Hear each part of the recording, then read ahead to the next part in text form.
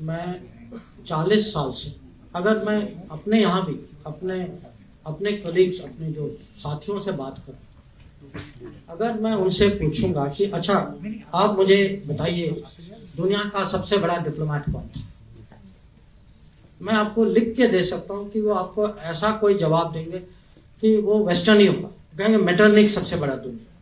अगर मैं उनको कहूं कि आप मुझे बताइए कोई डिप्लोमेसी पे सबसे अच्छी किताब क्या, तो कहेंगे वो मैकियावेली है, वो हैरल्ड निकलसन है, वो अर्नेस्ट साटो है।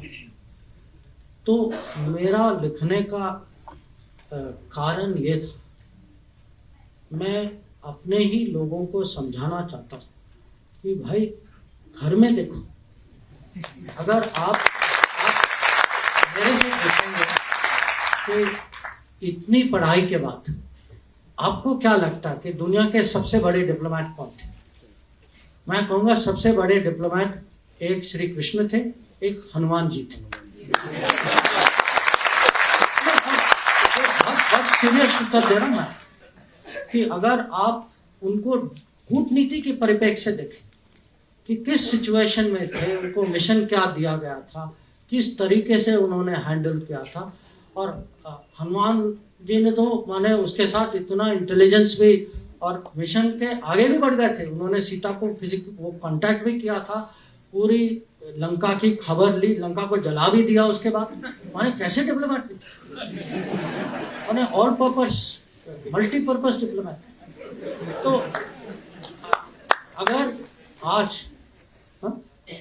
मैं आपको कहूंगा कि दुनिया के 10 स्ट्रेटेजिक कॉन्सेप्ट जो आज की चर्चा में, आज के डिस्कोर्स में 10 बड़े स्ट्रेटेजिक कॉन्सेप्ट जो इंटरनेशनल रिलेशन, मैं हर कॉन्सेप्ट का आपको एक महाभारत में इक्विवेलेंट दे सकता हूं कि अगर आप कहें अरे आज मल्टीपोलर वर्ल्ड है, उस समय भी अगर कुरुक्षेत्र के मैदान में क्या हो रहा था, वो मल्टीपोलर भारत था जिसमें अलग अलग राज्य थे, सबको कहा गया कि आप उनके साथ हैं, मेरे साथ हैं, एक दो नॉन अलाइंड निकले बीच जैसे बलराम थे या रुक्मा थे। या अब हम कहते हैं कि ग्लोबलाइज दुनिया है, इंटरडिपेंडेंस है, हम सब पे ये बाधाएं हैं, कंस्ट्रेंट। अर्जुन की दुविधा क्या थी, कंस्ट्रेंट ही थी कि वो इंटरडिपेंडेंट थे, इमोशनली इंटरडिपेंडेंट थे कि मैं अपने रिश्तेदारों के खिलाफ मैं कैसे लड़ाई करूं, पर वो भी फिजिकल मटेरियल इंटरडिपेंडेंस है, पर इमोशनल इंटरडिपेंडेंस। या हम कभी कभी हम कहते हैं अरे पाकिस्तान ने ये किया वो किया, चलो हम स्ट्रेटेजिक पेशेंस दिखाते।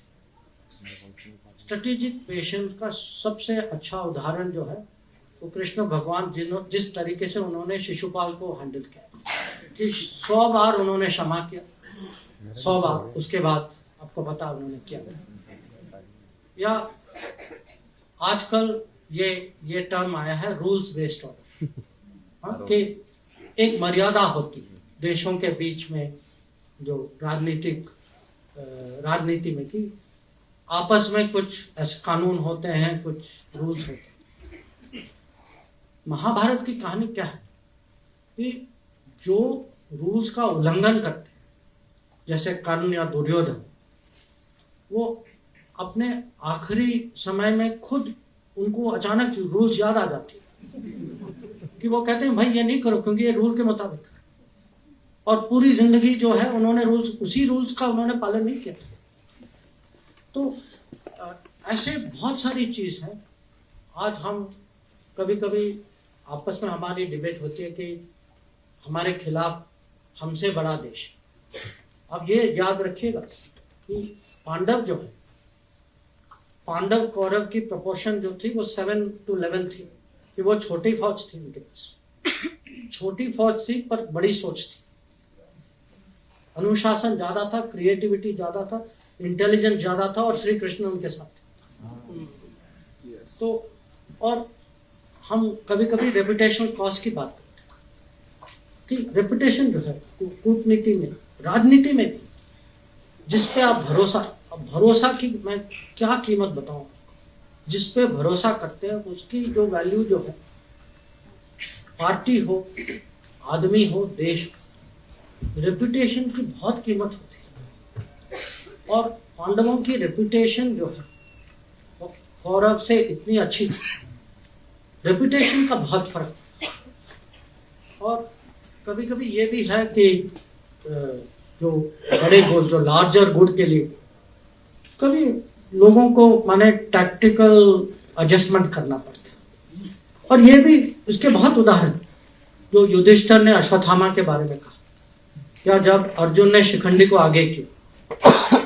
अब टेक्निकली आप कहेंगे कि ये गलत चीज है, पर उन्होंने किया एक कारण के लिए किया, उनका एक लक्ष्य था। आप कहेंगे कि अब अगर आप लार्जर गुड के परिप्रेक्ष्य से देखें तो उन्होंने जो किया वो ठीक किया। आप टेक्निकली देखें तो अलग बात थी।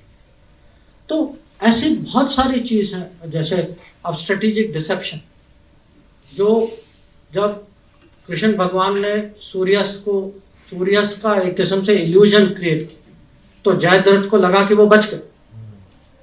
तो मैं आपको ये उदाहरण इसीलिए दे रहा हूं कि कोई भी सिचुएशन हो, कोई भी एनालिसिस, हम जो है इतनी माने आसानी से ये शब्द लेते हैं, Trojan horse, Achilles heel, Gordian not.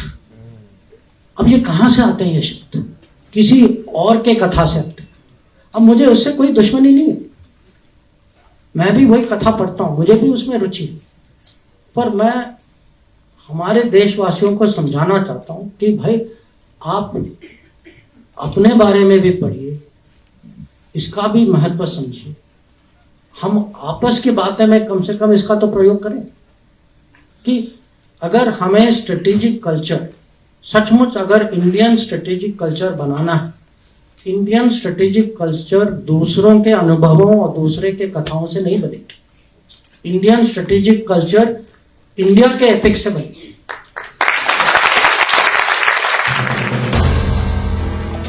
If you like the video, do like, comment, share and subscribe.